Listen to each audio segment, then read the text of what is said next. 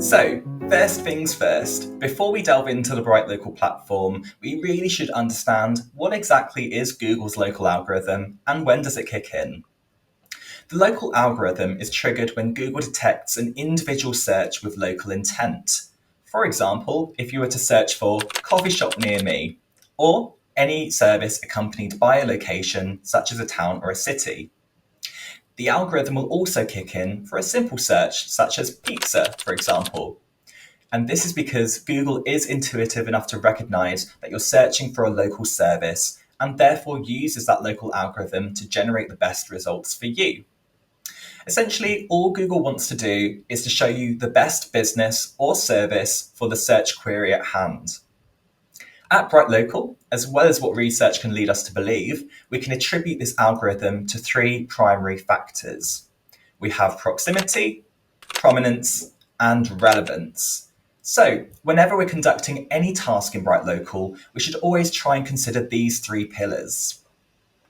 But what exactly do I mean by proximity, prominence, and relevance? Well, proximity, this simply refers to where the business is compared to where the search is being conducted. As I mentioned, Google wants to surface the results that are most convenient for the searcher, and so will boost nearby businesses.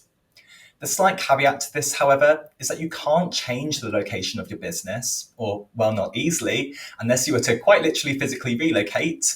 But what you can do is think about your customers and competitors at and around your location. Citations are a really important factor when it comes to proximity. And if you're unfamiliar, these are simply online business listings that mention your business name, address, and phone number, which we often refer to as NAP details or NAP details. Essentially, we want Google to be more confident in trusting the key details are correct for your business. Therefore, these NAP details need to be accurate and consistent across all of your citations. And then, in doing so, this will improve your chances of ranking highly when that proximity is in your favour. Prominence refers to how does your business stand out against other competitors? What makes you stand out from the crowd? Well, the best way to do this is with reviews. So we want to consider the number of good reviews, the average star rating, and the recency of reviews. Not only does this make you stand out to Google, but also to searchers who may be evaluating your business. And then finally, we have relevance. How relevant is your business to the search query? As I've mentioned before, Google wants to surface the best business suited to the job at hand, and your Google business profile is really going to be key here.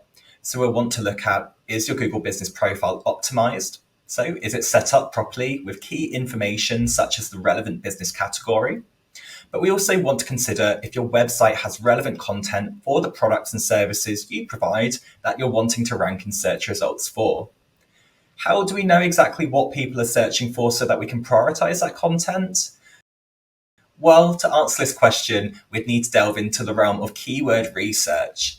And although we won't be looking into that in this bootcamp, we do have some great resources available that will provide some invaluable insights that you can apply to your own business. I'd certainly suggest checking this out in your own time if you need.